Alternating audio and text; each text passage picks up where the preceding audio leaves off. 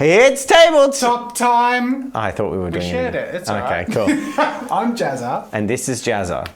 Oh, and I'm Dave. And here's Dave. This video is sponsored by the Kiri Engine, which is a 3D scanning app. I've been in the market for a 3D scanner. I've been wanting a 3D scanner, but they're all pretty expensive. And I want to be able to do what 3D scanning can do and not spend the money that it costs to 3D scan. And then when Kiri Engine reached out and said, we do this, I was really intrigued, but we needed to see the quality first. So Rob gave it a little bit of a dabble, and within just a couple of minutes, he scanned this in with his phone and the free version of Kiri at a low resolution within a minute. Seeing that immediately and having that file that we could do stuff with was like, okay, let's do this. But before I go about dabbling and building some terrain that we can 3D scan, I kind of needed to know how to use the app. So I got Rob to show me how. We want to try and do this as simply as possible. So I think we just find an area that we can comfortably walk around. Let's put a little fold-out table in the corridor. Sounds good. Some clean lighting. All right, so it's pretty easy. Essentially, this is the main interface. You click the plus and you go take photos. Do we need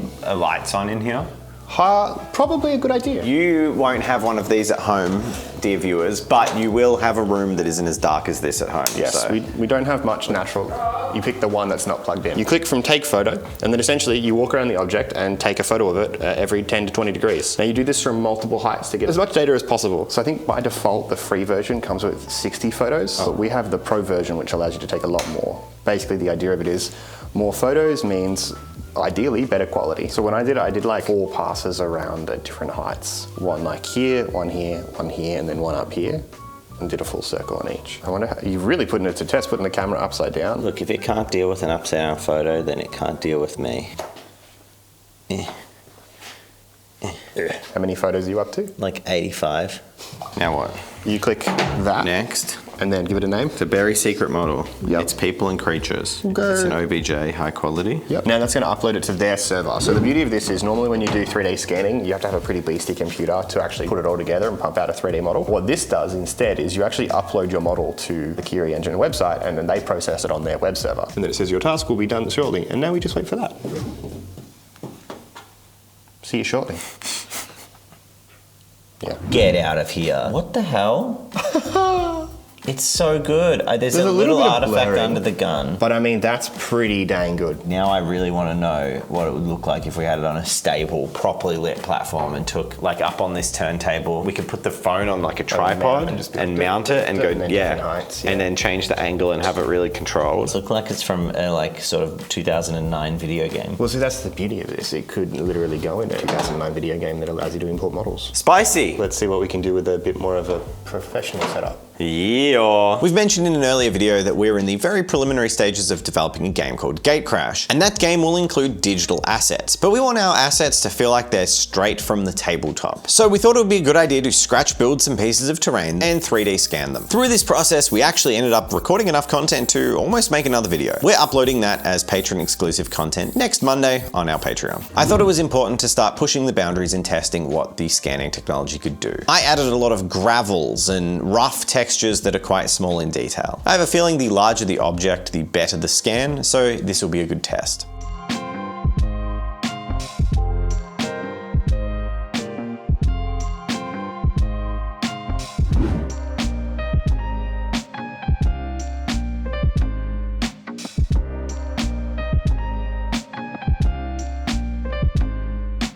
Once these were done, I handed them over to Rob to scan and put into the computer, and we can have a look at them in Unity. Hey, tell me now, what's the deal? Cause you been giving me chills like turn me up, yeah, for real. Girl, that thing give me the chills like. Picture this.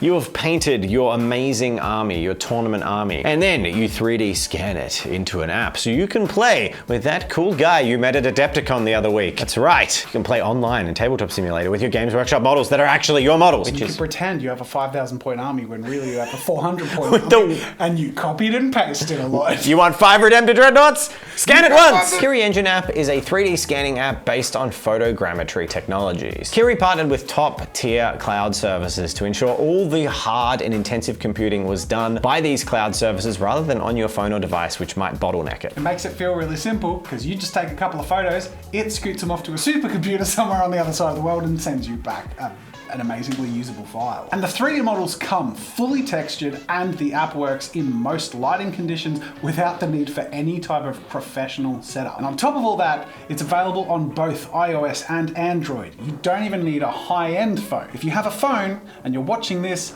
while you're on the toilet, I see you. Check out the Kiri app and 3D scan the toilet. The models are compatible with most 3D editors and 3D printers, and free users get 3 free 3D scans a week. But with a paid account, you get unlimited exports. So really, there is no reason to not go check out the Kiri Engine today. You can scan anything now and use it in loads of different ways, and you can start now for free. So huge thank you to Kiri for sponsoring this video. It really is amazing. Go check it out for free. Links in the description. All right, so we've gone through the whole process of recording these models, uploading them to the app, and getting these awesome, gorgeous, amazing 3D models out of them. So we're gonna quickly go through it one more time from start to finish real quick. I'm gonna show you the whole process. I'm gonna see what we can do if we smash it into like Tabletop Sim or Unity and see what we can do, see if we can make something fun and cool. We've done a lot of terrain already, so what I wanted to do was get some stuff in there and have some details. So I grabbed this boy.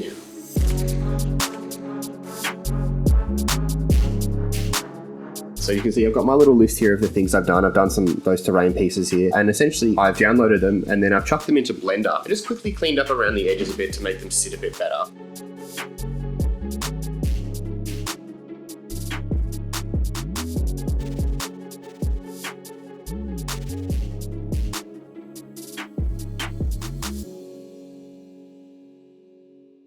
Once that's cleaned up in Blender, and it really isn't too difficult, I've never used Blender before and I was able to do it pretty easily. You can import that basically by clicking and dragging directly into Unity or Tabletop Simulator. Hey, he's in the game. The lighting could be better. I did kind of rush the last one, so the texture is a bit washed out. But the beauty of this is, it's a texture file. You can open it in Photoshop, sharpen it, change the colors, do whatever the hell you want to it. There you go. There's an idea for drafting your color palettes in future for models. Rather than doing it in Photoshop, literally just 3D scan the blank object and paint over it. You sound smart. Thank you. Thank you. Robert. I'm gonna go now.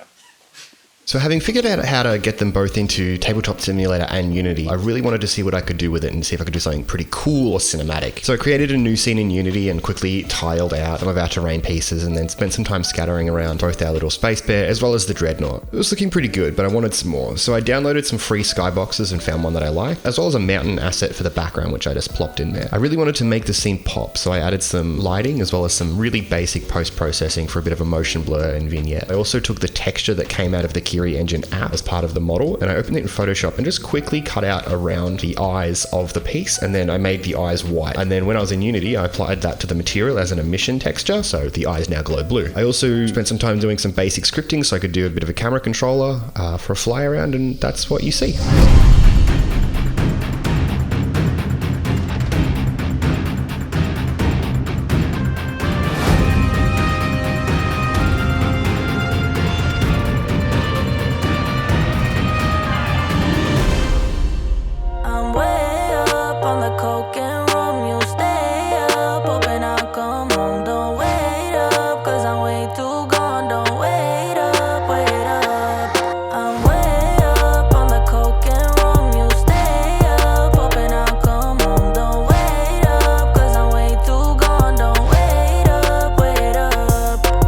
Thank you to our patrons for joining us on this journey. If you would like to join our patron exclusive Discord, join our monthly mini review, or just support the channel and all kinds of things like our game dev, it's an amazing support, so thanks for helping out. Beyond amazing. So with a small amount of learning to final polish the models that you get, you can use this stuff for so much. But at the very base level, you can get it for free and have a play, which is pretty fun. And you know what? This has been such a unique journey to go on for a video on this channel. It's just been a pleasure. And also we've been able to scratch some itches that we've had with our own game dev once, and we're really grateful for Kiri's sponsorship, and it's a really cool technology. You know what's cool? What? Do you want me to tell you?